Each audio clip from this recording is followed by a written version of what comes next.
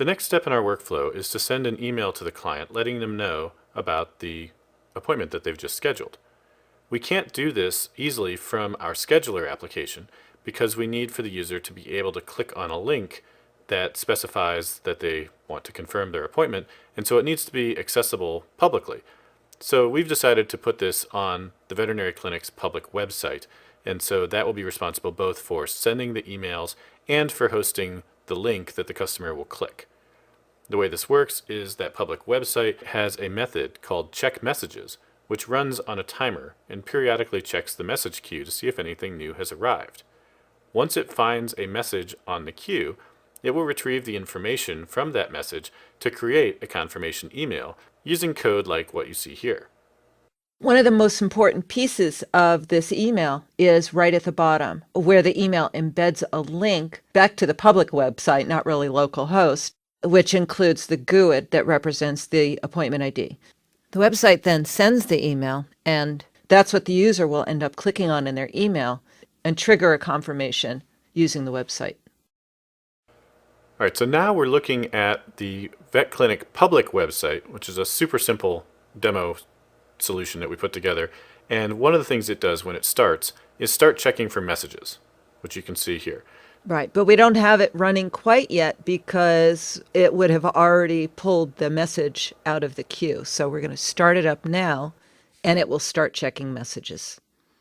And as soon as it finds one of those messages off of the message queue, it's going to send an email. And we're going to use a tool called SMTP for Dev, which you can download from CodePlex. What it does is it runs on your local port 25 and will react whenever it sees you trying to send an email through localhost. This is such a great tool for testing when your application needs to send out emails. Nice find, Steve. Currently, there aren't any emails in SMTP for Dev, but as soon as we start the web application, it's going to check our message queue and send an email that we should see in SMTP for Dev.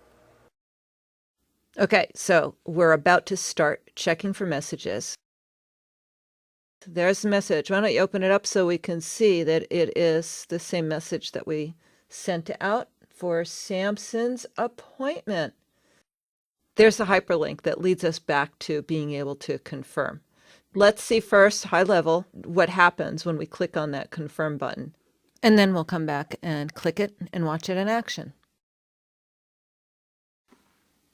So now the user has the email and their beautiful confirm link in the email. When they click that, it opens up the website, browsing directly to the GUID that was their appointment. And in response, the website calls its own method called confirm, which takes the relevant appointment ID and pushes it into scheduler queue, which is another one of the queues in our service broker. So now appointment ID is in a message in the queue waiting to be retrieved by our scheduling application. Let's see that in action now. Great, so when we clicked on that, we now confirm the appointment. Once the user clicks on the confirm link, it drops the message with the confirmation back into the scheduler queue, and you can see that message right here where it's specifying the appointment ID that has just been confirmed. Now you can see that the two different applications are communicating back and forth with each other using their two separate message queues. The last step now is for this confirmation information that's sitting in the scheduler queue to get back to the scheduling app.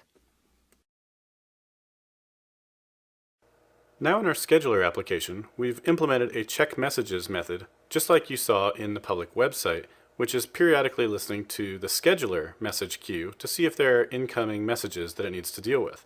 When it finds one, it responds to the appointment confirmed event with the email confirmation handler. The handler looks up the appointment from the appointment ID that is contained inside of the message, and from there it calls appointment.confirm. Appointment, as you recall, is our entity, and its confirm method also then triggers some events, which, for instance, our user interface can listen to, and when it sees that that event has been fired, it will trigger a change in the UI, wrapping the appointment in a green box to show that this client has confirmed this appointment. Okay, so all that's going to happen at this point is when the message comes through, it's going to mark the Sampson appointment right here with a green border and pop up a dialog to notify us that this change occurred. And that nice little message pops up. It's very slick. This is actually really easy to implement because we already had the website listening for events. Remember how it was able to display new appointments and display conflicts. We implemented another design rule based on a particular property of the appointment, which is confirmed. All we did was set up another event handler.